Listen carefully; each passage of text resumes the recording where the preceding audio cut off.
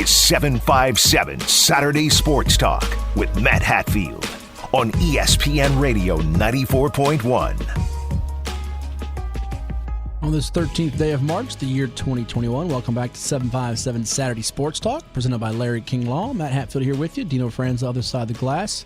Phone lines are open at 757-687-9494 to talk with us. That's area code 757-687-9494. We'll be talking at about 10:40 or so this morning with Daryl Cherry, head football coach of those Kempsville Chiefs.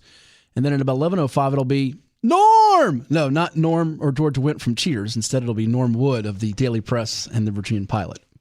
I was wondering, where'd you get the connection to have George Wendt on the show? Didn't do it. Listen, or the Bears. But if you can find that Norm when he comes on, that would be classic. We've had him on several times on our airwaves, going back to the 757 at 6 in the old high school sports talk days, and we've kind of blended those two programs together with this 757 Saturday Sports Talk venture that began back in August, as we're, I think, now at episode 30 or 31 of that, since we kind of hit the restart button, if you will, with everything going on. But, yeah, that would be neat if we could somehow come up with that. There's got to be something we can find a little soundbite of that. And just like Norm, we have a guy that's also synonymous by his one name, and that is none other than the guy who's in Claremont. He used to be in Smithfield. He's occasionally in Hopewell, and he's just a world traveler and well-known all across the globe, and that's Keith. As we say good morning to Mr. Keith. How are you, sir? I'm doing well. How you doing, Matt Happy? How you doing today? I'm doing well. You don't care how Dino's doing? You just care about how I'm doing, right? Hey, Dino. Okay. Hey, Keith, how you doing? I saw a picture of you the other day on Facebook. You were at some game with 2 years ago. The with memory, Matt, yeah. It was when he was there supporting the Surrey boys and girls at VCU, and boys got it done. Girls fell short against Perry McClure, but he's got to support his guys and gals now, whether they're from Southampton or Surrey or Smithfield. Nobody's more loyal and dedicated than that guy. Yeah, hey Dino, Smithfield State champ, man. I'm still celebrating, man. The basketball team won a state championship. When we enjoy. Did you catch Theotis Porter on these airwaves, Keith, or did you miss that when he was on? I look at him. I heard him on radio, and okay, you look at him and you heard him already. That's good. Coach Porter, the great coach in the district, man, and he's a good guy, man. He learned about his system. He's a great guy, man. He should be coach of the year. Matter of fact, I'm glad you brought that up, as we'll now salute a few athletes before we get to whatever you called about, Keith. Congrats to Theotis Porter. If you missed that episode from a couple weeks ago, it's on our podcast page on ESPNRadio941.com. Go find it up there on the podcast page. We also have archive links on our VirginiaPreps.com website to all the segments and shows from the past. Just go to the other tab. You'll see all those links to everything we do with here on the show on ESPN Radio 94.1. But yesterday, in fact, Coach Porter, it was announced the Virginia High School Coaches Association, the group run by the one and only the Hall of Famer himself, Mike Smith from Hampton High. The coaches gathered, I guess, virtually and selected Coach Porter as Coach of the Year. Shout out to Corey Moye and Rashad Tucker, first-team selections from Smithfield. Troy Giles, the sophomore, Keith, was second-team All-State. Also want to give shout-outs on the boys' side to Elijah Kennedy of Green Run, the State Player of the Year. First-team selection, Jacob Cooper from Green Run as well. And a couple local kids in Jarrell Pope of Princess Anne, Bryce Shaw from Salem making second-team All-State, and Donald Hand Jr., though he somehow did not get Player of the Year in Class 6. I can't figure out why. The kid averaged 34 points a game, one of the best in the country, not just the area and the state. He's making first-team All-State from Lansdowne. Shout out to him. And shout out to Jack Ankerson's grandson, one Mason Makovic of Kellum, making second-team All-State in Kellum High. So bravo to all those kids. Mason, DJ, Eli, Rashad, Corey. Am I missing anybody? Troy, all those kids from the 757 representing the All-State teams, Keith. Yes, and big game day over at Williamsburg Day. I mean, you must have brought it up. Lafayette, War Hill played today. That's a big game, both undefeated. I know War Hill's had a couple of injuries, but Jerome Rhodes' kids are really battling hard. Andy Lynn's team might be at a different level today. I like the Rams in that one. I think War Hill will put up a good effort, though. I just think Lafayette has too much, led by the UVA pledge and Mike Green, who does it on both sides of the ball. Also, Luke Hansen, the UVA baseball commit, is a really good quarterback. So Lafayette's throwing it more than they have in the past. The other one is a big one, too, Keith, on that side of the water with Phoebus and Hampton today. Who you liking that one with the Phantoms and the Crabbers? Man, I gotta go with Jeremy Blunt. They're fanless. They got a good team. They're a powerhouse, man. I think Jeremy Blunt gonna pull it off today. going to be hard to move the ball for Hampton's offense. If Teddy Watson can come up with a big game at quarterback and be efficient, the Crabbers have a chance. But I just think that FIBA's defense is going to be clicking today. I'm kind of with you on that. I got Lafayette pulling off a big win over Ward here. Now, speaking of your Packers, I watched last Saturday night, as I'm sure you did on the NFHS network, Devondre Bazemore get his debut come-from-behind win. They were down 28-13 to Doug Pereira's York Falcons, who were giving them trouble. But Chris Gundy came through. Your Packers did it coming from behind. And correct me if I'm wrong, I believe last night's game was canceled with Tab. Is that what you've heard? Yeah, the game was canceled. I don't know what's going on. I ain't heard what's going on with something. I don't know what's going on. Well, hopefully both of those squads can get back to playing. I saw one of York's games was canceled here as well, and I know Poquoson was supposed to play York today, but now I see they're playing Newkin at 1 o'clock today at Poquoson Middle. So it's all kinds of moving chessboard pieces. I mean, basically we get coaches probably on the phone and say, hey, bro, you want to play a game? Yeah, we'll play. No COVID issues? We're good. Let's play. That's pretty much what we're down to with the world of sports at this point, but we're just hoping this doesn't derail teams like it's doing with the conference basketball tournaments, and these squads can compete in the postseason when it does arrive. They're only taking 4 to the regional playoffs. So that was a big win for Smithfield to stay in that hunt with, Lake Taylor's the top dog. You certainly still got some other teams to watch out for, like Churchland in Region 4A too. So it's going to be interesting to see how the playoffs shake out. Smithfield got it good, man. I look at that game last Saturday, man. They got some great athletes on that team, man. If the running game gets started, it's going to be hard to beat Smithfield. They're throwing the ball well, and to your point, Chris Gundy, he is some kind of impressive player to watch catching the football. I picked him, I think, Keith, a couple weeks back when Ed and I made our preseason picks as player of the year, and I feel very good about that with the way he performed in that opener. Yeah, I want to get my daughter, Bazemore heard him on the radio. I said, Coach Bazemore, congratulations, first win, Coach.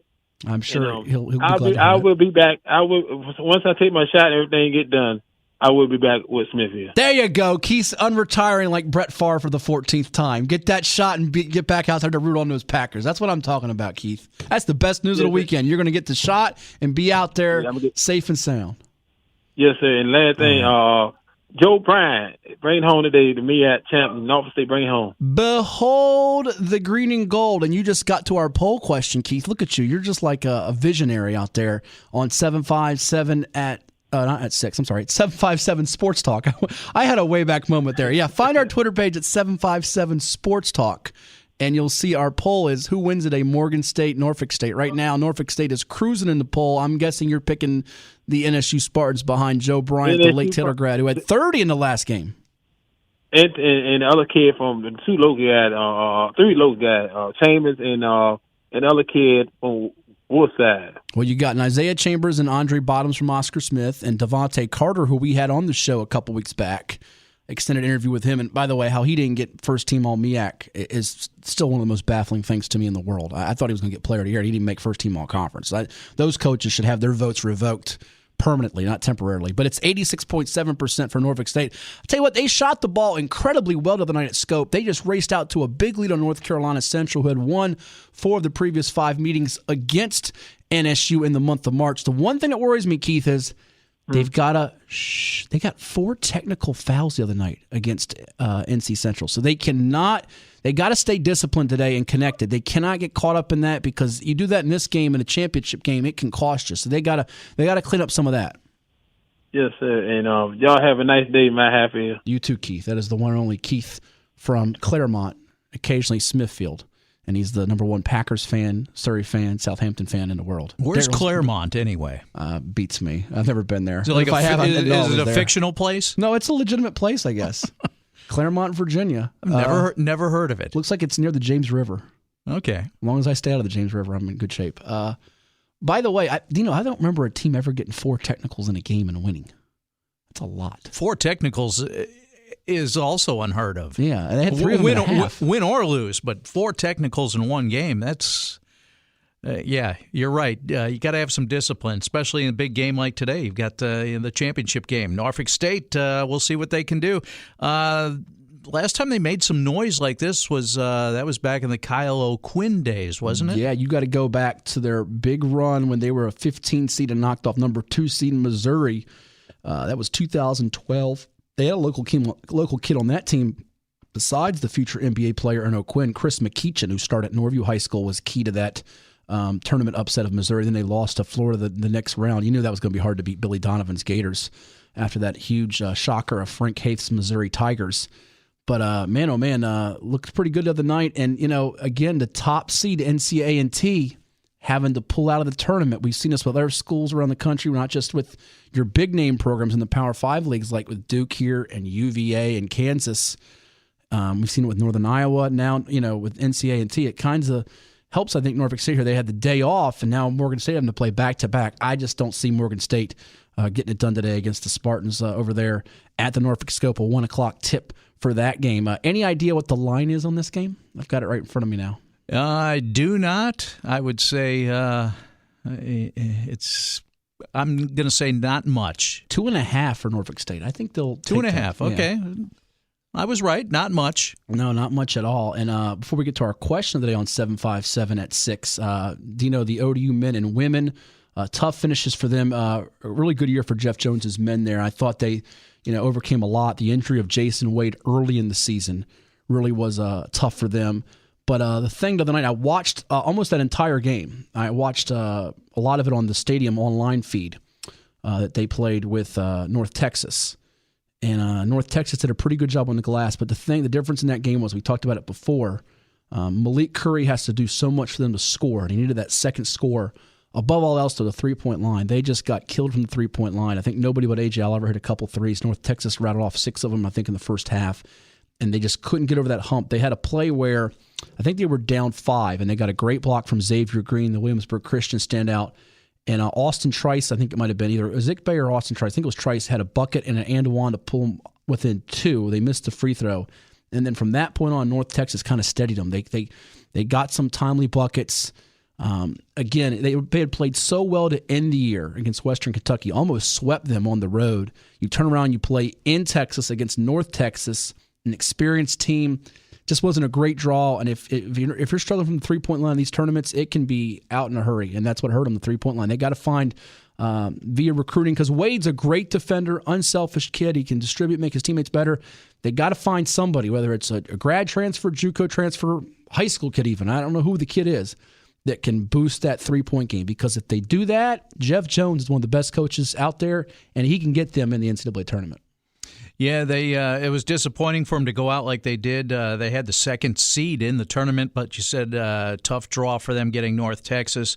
On the flip side, you look at the Old Dominion women's basketball team, and seemed like they peaked right at the right time towards the end of the season, and actually came from down in double digits against Rice last night and made it close, losing only by 2. So hats off to them for a nice little run there in the CUSA tournament. Now, that would have been tough because they would have had to win 4 games in 4 days just to get to the championship game today, and they came so close last night, didn't quite make it. I produced some of those games down the stretch late in the season for Old Dominion. And, they just came on at the right time. Some close games, some overtime games, and showed a lot of heart. So, both programs, they got something to look forward to, I think. For sure. I mean, Delisha Milton-Jones comes in inheriting the team that Nikki McCray led. Nikki down at Mississippi State, we know they were, on their way to possibly making some noise in the NCAA tournament last year before COVID struck and canceled everything. But they didn't have kind of the season they envisioned. Mm-hmm. They get to the tournament. They kind of become a Cinderella here with Amari Young, who has a career-high 31 points, 10 boards in that double overtime win over Charlotte. Asia Wayne was tremendous in that late win of the day. But then yesterday against Rice, it wasn't the three-point shooting. It was the free throw shooting late in that game. And then you're playing a player, Nancy Mulkey, who, let's just be honest, 6'9". There's not many answers for someone like that in the middle. Rice is a team that's good enough to certainly advance and give someone some trouble in the NCAAs, because you got a player in the middle like that, good luck. Yeah, and we'll see what happens with them. Now, Rice will play, is it Middle Tennessee? I believe that's right for the women's tournament. Yeah, I think that is right. So, by the way, Claremont is in Surry County. My man Derek gives me a shout out on this. 15 minutes from Surry High. Surry County. There you go. Okay. Thank you, Derek, for tuning in. We're overdue for a break. We'll give you some Malik Newton unfortunate news on him a little bit later on in the show. Not going to look like he's going to be able to play at Pitt, but we'll fill you in on that a little bit later on. But when we come back, we'll talk with Darryl Cherry, head football coach of the Kempsville Chiefs, triumphant last night. It's coming your way on ESPN Radio 94.1.